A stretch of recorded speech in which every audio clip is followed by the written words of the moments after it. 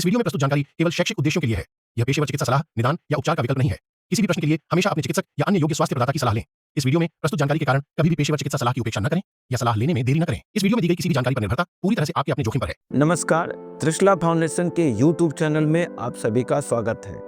अभी आपने कुछ हफ्ते पहले देखा होगा जो सेरेब्रल पाल्सी बच्चे जो छोटे थे, जिनकी गर्दन नहीं रुकती थी और उनमें थेरेपी प्रॉपर की गई और उन बच्चों में बैठना उठना थोड़ा सा चलने की अवस्था धीरे धीरे बनती चली गई। लेकिन बहुत सारे ऐसे बच्चे हैं जिनकी उम्र बढ़ गई है, 2 साल से ज़्यादा हो गई है, उसके बावजूद उनकी गर्दन नहीं रुकती है, नज़रों में भी थोड़ा सा प्रॉब्लम है, टंग कंट्रोल गड़बड़ है। तो ऐसे बच्चों के साथ क्या किया जाए? ये बहुत बड़ी समस्या हमारे सभी अभिभावकों को रहती है। सोचनीय विचार हम लोगों के लिए भी रहता है कि ऐसे बच्चों के लिए हम कर क्या पाएँ, क्योंकि हम जानते हैं यदि किसी बच्चे का गर्दन नहीं रुकता है तो उसमें चलने की संभावना ना के बराबर हो जाती है, क्योंकि उसका मतलब ये बताता ब्रेन में क्षति ज़्यादा थी, उसका डेवलपमेंट प्रॉपर नहीं हो पाया, ब्रेन मैच्योर नहीं हो पाया और आगे होने की संभावनाएं खत्म हो जाती है। लेकिन इसलिए जो हमारे अभिभावक इस लेक्चर को सुनने को जानना जरूरी है कि केवल चलना ही ऐसे बच्चों के लिए महत्वपूर्ण नहीं होता है। ये बच्चे हमारे परिवार के एक अभिन्न अंग हैं, वो हमारे घर में रहेंगे, हमारे परिवार में रहेंगे।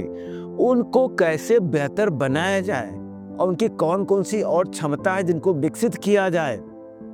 तो गर्दन नहीं रुकती है, बहुत आपने मेहनत किया, सही ढंग से मेहनत किया, तो उसके बाद क्या करना है? सबसे पहले गर्दन रुकने पे बात करते हैं। थेरेपी को कभी डिसकंटिन्यू नहीं करना है।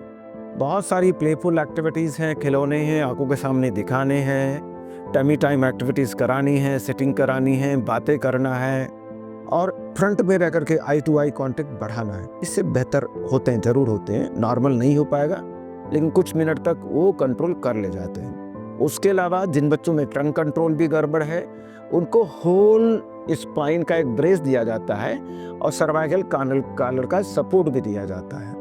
जिन बच्चों में टंग कंट्रोल अच्छा होता है, केवल गर्दन नहीं कंट्रोल कर पाते हैं और दूसरी एक्टिविटीज़ अच्छी है, उनको फिलाडेल्फिया कॉलर आता है, चारों तरफ से दे देते हैं तो वो गर्दन को सामने रोकते हैं। इससे क्या होता है कि वो बच्चे जिनका गर्दन नहीं रुकने की संभावनाएं हैं, सामने बहुत सारे जो ऑब्जेक्ट्स आते हैं, मम्मी आए, पापा आ रहे हैं, कोई भी और अन्य व्यक्ति आता है, कोई सामान दिखाते हैं, उनको पहचानना, समझना, देखना, वो सब चीज़ें धीरे धीरे विकसित होने लगती हैं और ये बहुत ज़रूरी होता है। तो ऐसे बच्चों के लिए और क्या ज़रूरत है? सीपी चेयर की ज़रूरत है। उसमें बैठा करके एक स्ट्रैप होता है, हिट स्ट्रैप, उसको बांधते हैं, सामने चेयर लगा देते हैं, खिलौने रख देते हैं, कंप्यूटर रखते हैं, कीबोर्ड का इस्तेमाल करें, खाना रख देते हैं, हाथों से खाना खाएं। हाथों की एक्टिविटीज़ यदि वीक है तो उसमें हाथों की एक्टिविटीज़ कराते हैं, हाथों में थेरेपी कराते हैं, पाउडर मसाज करना है, हाथों के काम को सिखाना है, उनको पढ़ाना है, उनको लिखाना है, उनको सिखाना है। बहुत से ऐसे बच्चे बोल भी सकते हैं, वो टाइप भी कर सकते हैं, लिख भी सकते हैं, उनको काम को सिखाने हैं। यदि उनकी अब नॉर्मल मूवमेंट है, टेस्टोनिया है तो उनकी दवाइयाँ आती वो भी देना है। इसके अलावा यदि उसमें खड़े होने की कैपेसिटी है तो उनको एफओ देना है, गेटर देना है और सहारे से चलने की एक ट्रेनिंग देना है, जो किसी भी अभिभावक का हाथ या उंगली पकड़ के चलने फिरना वो शुरू कर दें।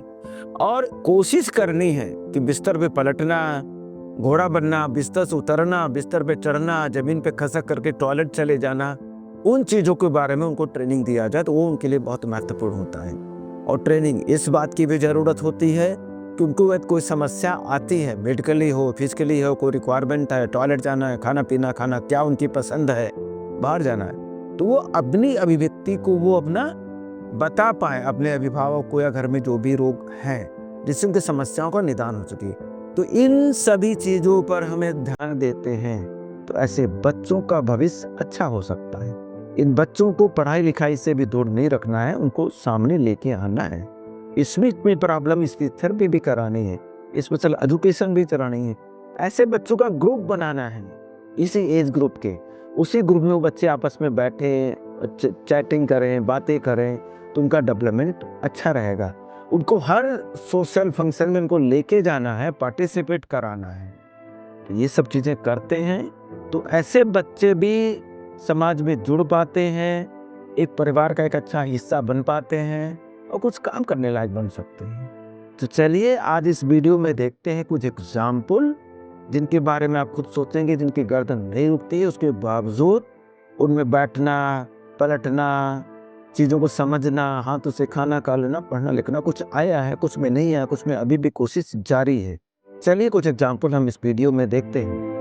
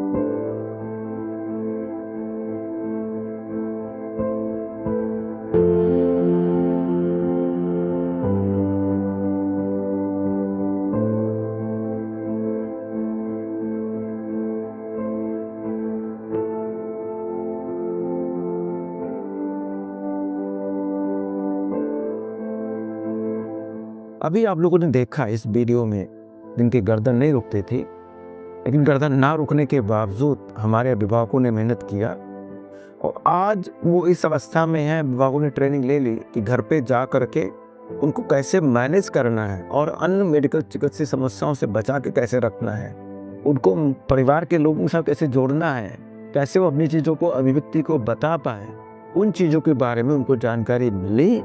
आज वो खुश हैं, अब एक परिवार का सदस्य हैं। तो आपकी जानकारी में यदि कोई ऐसा बच्चा है या आपके कोई बच्चे हैं जो होल्डिंग नहीं है, तो उनकी जानकारी चाहिए तो दृष्टिलाभ हम संपर्क कर सकते हैं।